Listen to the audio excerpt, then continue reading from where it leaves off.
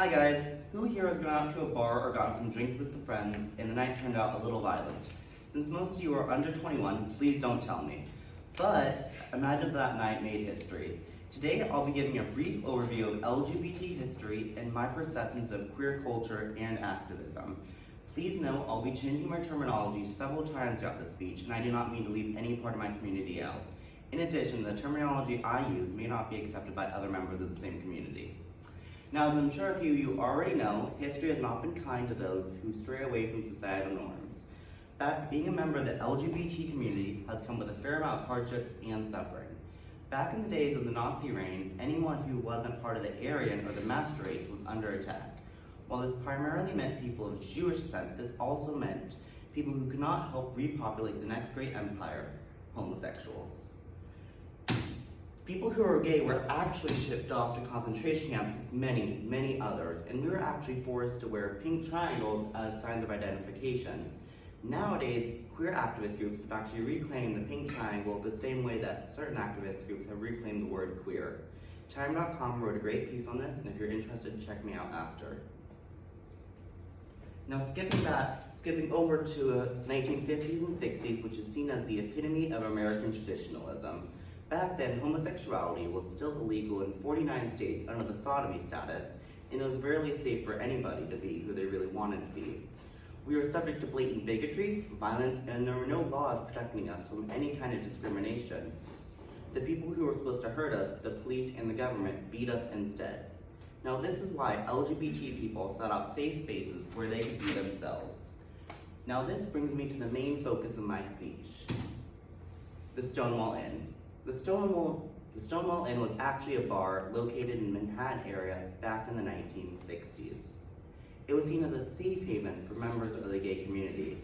Now to quote CNN, despite progressive winds sweeping the nation, New York was notorious for its anti-homosexual laws that made it risky for gay people to congregate in public, let alone a bar. Now Stonewall, it wasn't a great place, or even a nice place. In fact, it was real shady. There was no running water, there were no fire escapes, the windows were boarded up, and it was actually owned by the mob. Yep, you heard me right, the mob, particularly the Genovese family. Now it's not like the mafia actually cared about gay rights, they just wanted to make money, like they always do.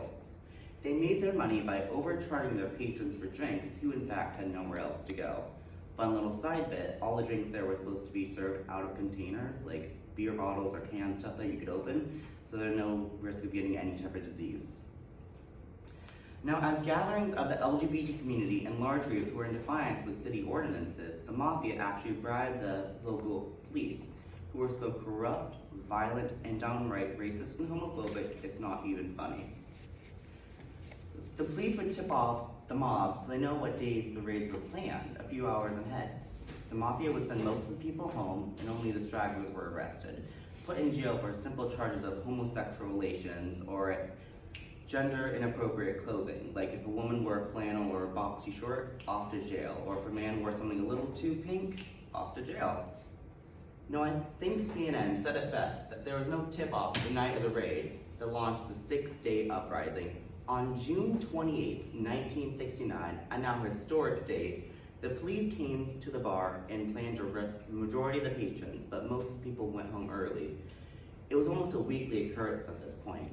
Things were going like normal. 13 people lined up, arrested, and going into the paddy wagon, until a police officer violently hit a lesbian in the head, creating a severe head wound while trying to shove her in the back of a paddy wagon. Inciting others to act, the lesbian asked for help. It's thought at this moment prominent queer activist Marsha P. Johnson, a transgender woman of color, threw the brick and united the crowd.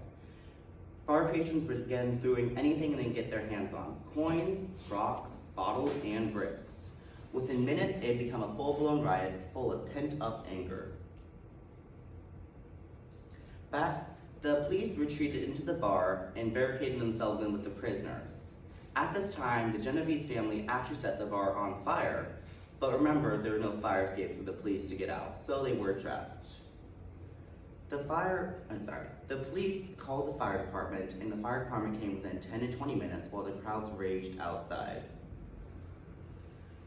Once the fire department came, they dispersed both the crowds and the people.